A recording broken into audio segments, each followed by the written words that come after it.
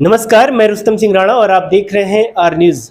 आज मेरे साथ भुवन कापड़ी जी हैं और खटीमा से विधायक हैं, सदन में उपनेता हैं, नेता प्रतिपक्ष। सर, सबसे पहले तो आपका स्वागत है और तमाम मुद्दों पर आज हम आपसे चर्चा करेंगे। तो सबसे पहला मुद्दा सर, जो अंकिता हत्याकांड को लेकर है, आप भी वहां पर गए, उनके परिजनों से मुलाकात की। सर, जो कार्यवाही जो चल रही है खासकर सरकार की, उसको लेकर आप कितना संतुष्ट हैं सर? देखिए, सरकार की कार्रवाई का जो तरीका है, जो निर्णय समय पे होने चाहिए थे, कहीं न कहीं उसमें कोताही बरती गई है। जिस दिन अंकिता की खोने की रिपोर्ट लिखी गई, गायब होने की रिपोर्ट लिखी गई, तो पटवारी छुट्टी चला जाता है। पटवारी का आना जाना उस रिजॉर्ट में सही है, और फिर उसके बाद जो है कि पुलिस तफ्तीश में जब अंकिता का शव मिलता है, तो जहां अंकिता रुकी हुई थी, जिस होटल में रिजॉर्ट में वो काम करती थी, उस रिजॉर्ट को तोड़ने में क्यों जल्दीबाजी की गई? क्यों नहीं पहले रिजॉर्ट को सीज करके पूरे रिजॉर्ट से साक्ष्य इकट्ठे किए गए, फिर उसके बाद उसे ध्वस्त करना चाहिए था? क्यों नहीं अंकिता के परिवार को तत्काल मुआवजा दिया जाना चाहिए था? विनोद आर्या को क्यों नहीं हिरासत में लिया गया, कि जो सारी चीज़ें मैनेज कर रहा था? अंकिता के फ़ोन से जो चैट निकली है, उसमें कौन वो वीआईपी था, उस पर सरकार क्या कार्रवाई कर रही है?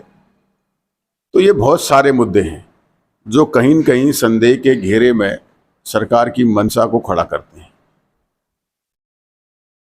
सर, जिस तरह से आपने सवाल भी उठाया कि सरकार एक तरह से जो है सबूतों को मिटाने की कोशिश की गई है इन मामलों को लेकर, और ये जैसा कि आपने बताया कि ये सारी जो कार्रवाई की गई जल्दबाजी में की गए, तो उसको लेकर भी आपने कई तरह के सवाल उठाए। सर, जो अभी तलक जो जैसे कि राजस्व जो एसआई है उसको भी निलंबित किया गया मामले में, और भी जो आरोपी हैं, तीनों आरोपियों को गिरफ्तार किया गया। क्या लगता है कि जो अंकिता के घर वालों को न्याय जो है त्वरित गति से मिल पाएगा सर? अब ये तो सरकार की मंशा पे है। जिलाधिकारी पौड़ी पहले कहते हैं कि मैंने कोई आदेश नहीं दिया, किसके आदेश पर रिजॉर्ट तोड़ा गया, और 2 दिन बाद वो कहते हैं कि मैंने आदेश दिया। तो क्या दबाव है जिलाधिकारी पे? किसका दबाव है? क्यों अलग अलग बयान वो बदल रहे हैं? और कैसे अब आने वाले समय में जो उनके विनोद आर्या राज्य मंत्री थे, वो पूरी तरह से जांच को प्रभावित करना चाह रहे थे, उनके खिलाफ कार्रवाई क्यों नहीं हुई? सीसीटीवी कैमरे कहाँ चले गए? डीवीआर कहाँ चली गई? साक्ष्य मिटाने का प्रयास है। अगर वो चले गए तो आसपास के सीसीटीवी कैमरों में किन लोगों की आवाजाही उन 5-7 दिनों में रही, उसकी जांच क्यों नहीं की गई? विनोद आर्या उनके परिवार से इस बीच लगातार कौन लोग संपर्क में रहे, कितना संपर्क में रहे, वो सारी जांच के विषय हैं, होने चाहिए। सर, एक और मामला है, खासकर आप युवा हैं और युवाओं की लड़ाई जो आप लड़ रहे हैं, यूके मैं बात कर रहा हूँ, यूके SSSC की जो एग्ज़ाम में घोटाला हुआ है, और आपने याचिका भी लगाई है उच्च न्यायालय में। सर, क्या लगता है, जिस तरह से 40 से अधिक गिरफ्तारियां हो चुकी हैं इस मामले में, और आप मांग कर रहे हैं सीबीआई को लेकर, तो सर क्या जो सरकार के द्वारा जो STF गठित की गई है और मामले की जांच जो चल रही है, उसको लेकर आप संतुष्ट नहीं हैं? नहीं, बिल्कुल संतुष्ट नहीं है। STF का एक दायरा है, सरकार की एक मंशा है। सरकार ने लीपापोती शुरू कर दी है। सरकार कहती है 2014-15 दरोगा भर्ती में 40% दरोगा भ्रष्टाचार से लगे हैं। तो STF और विजिलेंस में कौन है? वही लोग तो हैं, उनके कलीग हैं, तो कैसे निष्पक्ष जांच हो सकती है? सरकार एक तरफ तो कहती है कि STF बहुत अच्छा काम कर रही है, STF ने इतनी गिरफ्तारियां कर दी, इतने पैसे जो है वसूल लिए, तो फिर बडूनी पे मुकदमा लिखने के बाद उसकी जांच विजिलेंस को क्यों, STF को क्यों नहीं? और जो विजिलेंस को पिछली जांचें दी गई हैं 2016 भर्ती में, उसमें विजिलेंस ने क्या काम किया? तो आप सीधे सीधे जांचों को 2 भागों में बांट रहे हैं। तो आप सीधे से जो है कि UKSSC के मामले में लिपापोती शुरू कर रहे हैं।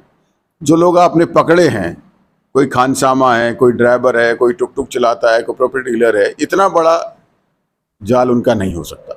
जो मूसा की स्टोरी फिल्मी है पूरी, कि भाई प्रिंटिंग प्रेस के बाहर मिल जाते हैं, पेपर लीक होता है, कहते हैं पेपर खरीदते हैं और रामनगर आके बांट देते हैं। तो इतना बड़ा नेटवर्क तैयार कैसे हुआ?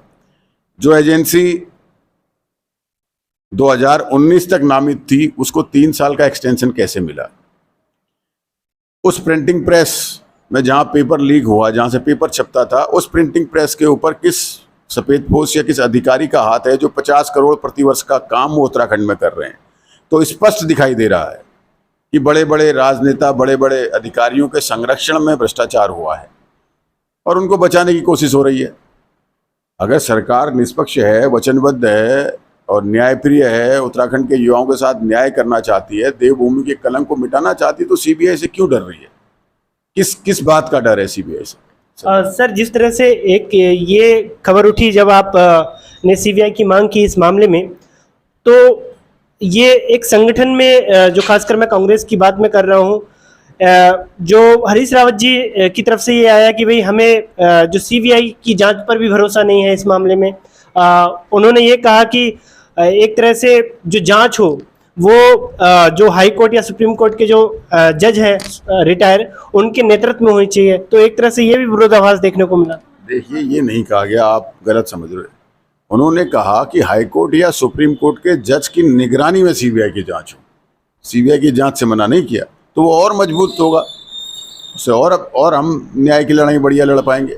उसमें विरोधाभास नहीं है, वो और मजबूती से लड़ने की बात है। सर, एक और जो अभी तत्काल मामला जो आया, खासकर आरक्षण को लेकर, राज्य लोक सेवा आयोग में जो महिलाओं के लिए 30% जो कोटा की बात हुई, आपने लोक सेवा आयोग के ऊपर ही सवाल उठाए इस पर। देखिए, लोक सेवा आयोग और सरकार दोनों का आपस में तालमेल है। सवाल सरकार पर उठाए। उत्तराखंड आंदोलन में सबसे अग्रणी भूमिका में कोई रहा तो उत्तराखंड की महिलाएं रही। महिलाओं ने घर छोड़कर प्रदर्शन किए, उनको चोटें भी लगी, वो जेल भी गए, घायल भी हुए। पूरे आंदोलन में बढ़ चढ़कर महिलाओं ने, युवाओं ने, पूर्व सैनिकों ने भूमिका निभाई। और जब उत्तराखंड की महिलाओं के लिए 30%, हमारे पीसीएस की परीक्षा में 30% का आरक्षण राज्य की महिलाओं के लिए था, तो क्या गलत है? हमारे प्रदेश की जो बहुत भौगोलिक स्थिति है, जो आर्थिक स्थिति है, सीमांत क्षेत्र, पहाड़ी क्षेत्र, जहाँ बड़ी यूनिवर्सिटियाँ नहीं है, जहाँ पढ़ाई के संसाधन नहीं है, जहाँ आने जाने के संसाधनों की बहुत कमी है, जहाँ सुविधाएं कम है, वो महिला कैसे सुख सुविधाओं से संपन्न, शिक्षा से संपन्न लोगों के साथ मुकाबला करेंगी? तो हमारे पर्वतीय राज्य की महिलाओं को बराबरी में खड़ा किया जाए, इसलिए 30% आरक्षण का प्रावधान रखा गया था। हाईकोर्ट में जाकर अगर दूसरे राज्यों ने इस पे पिटीशन दायर करी तो सरकार ने क्यों नहीं सख्ती से उसमें जवाब दिया? क्यों नहीं उत्तराखंड के भौगोलिक स्थिति के बारे में बताया? क्यों नहीं आर्थिक स्थिति के में बताया? क्यों कैसे हमारे पहाड़ की महिलाएं कैसे दूर जाकर पहाड़ में कैसे पढ़कर जो है इन प्रतियोगिताओं में भागीदारी कर रहे हैं, उसके बारे में क्यों नहीं बताया? वो महिलाओं को प्रतिनिधित्व कैसे मिलेगा? बेटी बचाओ, बेटी पढ़ाओ, इन नारों से काम थोड़ी चलना पड़ रहा है। बेटियों के लिए काम कर कर जो है, बेटियों को मजबूत करने के रास्तों को प्रशस्त कर कर जो है हम इन नारों को सार्थक कर पाएंगे। भारतीय जनता पार्टी की कहनी और कथनी में बड़ा फर्क। विशेष सत्र बुलाकर क्यों नहीं जो है विधेयक पास कर रहे हैं? क्यों लोक सेवा आयोग जो 22 सालों में सिर्फ 6 परीक्षाएं करा पाया, आज क्यों इतना जो है अलर्ट होकर इतनी जल्दीबाजी किस बात की है लोक सेवा आयोग को? या तो लोक सेवा आयोग आज तक कैलेंडर जारी करके लगातार परफेक्ट तरीके से भर्ती करा रहे होते तो हम कहते हैं भाई ठीक है। जहां आप 22 साल में 6 पीसीएस की 5 पीसीएस की परीक्षाएं करा पाए हैं और आज आपको किस बात की जल्दीबाजी है? हमारे उत्तराखंड की महिलाओं को अधिकार को छीनने की साजिश है। तो हम तो उत्तराखंड की महिलाओं के साथ खड़े हैं। हमें इसमें जो भी जिसके खिलाफ भी बोलना पड़ेगा उसके खिलाफ बोलेंगे।